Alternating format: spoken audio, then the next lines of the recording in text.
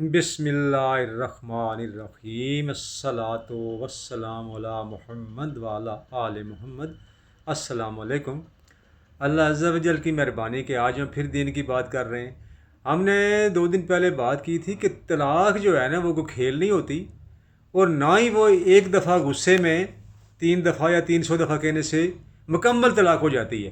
ٹھیک ہے، یہ کیونکہ فقہ میں اختلاف ہے نا، تو ہم نے یہ عرض کی تھی کہ طلاق ایک پروسیجر ہے، کوئی کئی دفعہ اللہ تعالیٰ نے صورت بقرہ میں بھی صورت طلاق میں بھی آگے پیچھے بہت ذکر کیا ہے کہ بھئی طلاق کا یہ طریقہ ہے، یہ پروسیجر ہے۔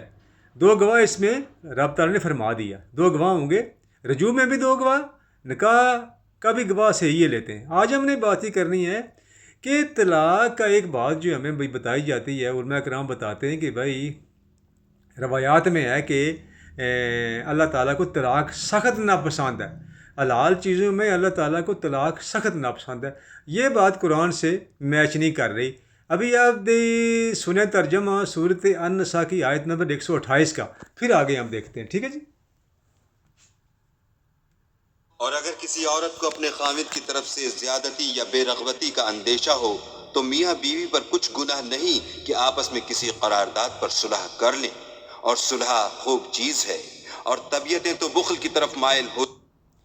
اب دیکھیں اس آیت میں اللہ تعالیٰ نے فرما دیا کہ میاں بیوی کسی بھی، اگر وہ کسی بھی معاملے پہ، یعنی یا وہ اکٹھا رہ سکتے ہیں تو اکٹھے پہ صلح کر لیں، اگر اکٹھا نہیں رہ سکتے تو طلاق پہ صلح کر لیں، یعنی دونوں کا اختیار دے دیا۔ اگلی آیت ایک چھوڑ کے نا 129 ہے نا، اگلی بھی دیکھیں آپ۔ ہوتی ہیں، اور اگر تم نیکوکاری اور پرہیز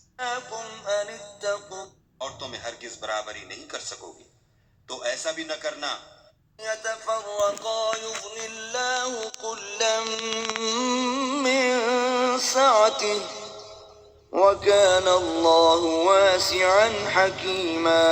اور اگر میاں بیوی میں موافقت نہ ہو سکے اور ایک دوسرے سے جدا ہو جائیں تو اللہ ہر ایک کو اپنی دولت سے غنی کر دے گا، اور اللہ بڑی کشائش والا اور حکمت والا ہے۔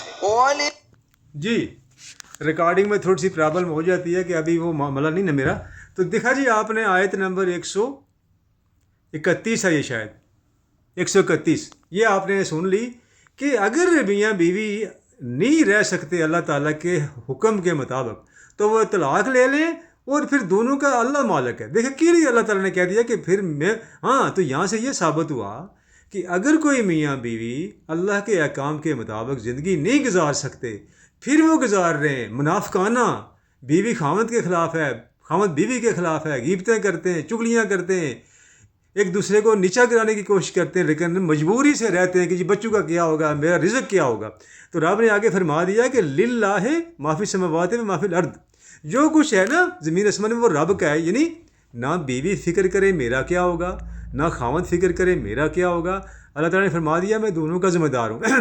اس لیے ثابت یہ ہوا کہ اگر تو انسانوں کی طرح، مسلمانوں کی طرح کوئی میاں بیوی زندگی گزار رہے ہیں تو بہت اچھی بات ہے، نہیں تو وہ طلاق لے لیں۔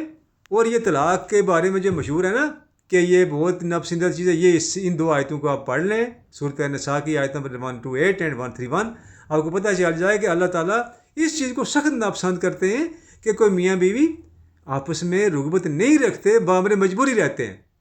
ٹھیک ہے جی، تو آج کی بات ہم نے یہی کرنی تھی کہ اس چیز کو دیکھ لینا چاہیے۔ اور دوسرا